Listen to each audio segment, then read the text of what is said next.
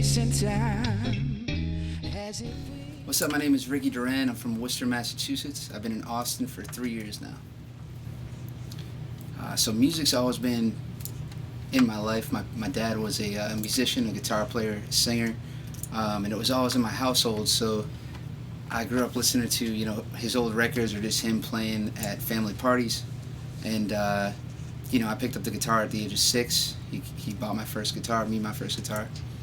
It was actually a nylon string flamenco guitar because my parents actually migrated from Guatemala. So he used to play flamenco style, which is why I never really learned with a pick. But my first influences were like the Beatles, Santana, and then my dad loved Cat Stevens, so it was like songwriter stuff. And then I ventured into the blues. I found Stevie Ray Vaughan, Jimi Hendrix, which led to Albert King, Freddie King, B.B. King, and then as of maybe the last 8 years or so, I've been getting into R&B and soul and kind of older stuff though, Stevie Wonder, and I guess my main influence to date artists now would be Leon Bridges, Gary Clark Jr., Anderson .Paak, to name a few. Yeah. How would you compare the music scene in Austin to every other place that you've lived or performed? Well, I mean, yeah, I've been to a lot of music cities, but I think Austin is right for me anyway because it's really eclectic but it's very rugged too. Like we have the blues, we have rock here, and it's less pop than I guess if you go to L.A., New York City, or even Nashville. I think it's a very real city, as opposed to you go to L.A. and New York. I don't mean to hate on these cities; they're great, but the music scene is a little plastic there for me. So I just really enjoy the community of the musicians here, and they welcomed me with open arms right when I moved down. They became great friends of mine, So yeah, I love this town and I love the music that's created here. Do you have any top restaurants around town or top food joints? Ooh. Top food joints. I don't know. I've been going to Terry Black's for barbecue. We got CM Smokehouse for barbecue, great stuff. They got tacos. I don't remember the name of the place, but it's at the drafting room on Rainy Street, and their tacos are phenomenal. Where else? What do we usually eat? Red Ash. Italian food, Red Ash. That's the way to go. Yeah. Heck yeah. Was there a musical experience or concert experience in your life that kind of clicked in you, that kind of pushed you down the musician's path? A concert. Honestly, it was just my family parties, my dad singing, my uncles, and my dad singing together.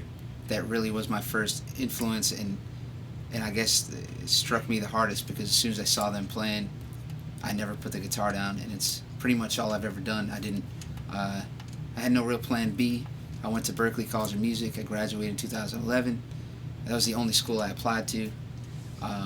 So music's just been my A plan and no other plan in sight, Heck yeah. Alright, what do you have coming out in the future? So I'm working on an EP right now. I've released a few singles in the last few months. My most recent, Star, which is a song I played here. I hope you guys like that one. And working on a music video for that right now, so it should be out in September. Besides that, I have a bunch of collaborations going on. I can't really talk about them right now per se, but I should have a whole bunch of new music released by the end of this year. Is Duran a Guatemalan name? So I don't know if it's Latin. I don't know if it's like Mayan, Guatemalan, probably not. But yeah, it comes. My name is actually Ricardo Duran. Oh, cool. Ricardo Arturo Duran. What was it like growing up in Worcester?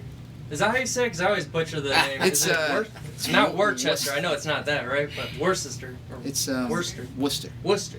Yeah, we literally say Worcester, like Worcester. Worcester. Yeah. There's just no R's for some reason. Don't ask me why. My parents were Guatemalan. I didn't do anything with that shit. But What was it like growing up there? Like, was it a big music scene where your neighborhood was? you know, or? no. It was. That's one of the reasons that I decided to move because Worcester it's a great city. I have a lot of good friends there and everything, but the music scene isn't really happening over there. I was kind of stuck there for a few years just playing the local bars acoustic, and I got really tired of playing what everyone wanted to hear, which was the covers that you hear everywhere all the time. You know, Wagon Wheel and all these. It was killing me. So I decided to move out of there. But I think that it was good for my growth and learning that, you know, so many different songs, all different style, definitely attributed to the player I am today. So. If you could see one person, living or dead, musically on stage, who would it be? Man, I gotta go with my number one influence in music and anything in general, and it's Jimi Hendrix. I would choose to see Jimi Hendrix live in concert. Check me out on social media at Ricky Duran on Instagram. I am Ricky Duran on Facebook, on Twitter, YouTube, and also my website, IamRickyDuran.com, for all my upcoming shows.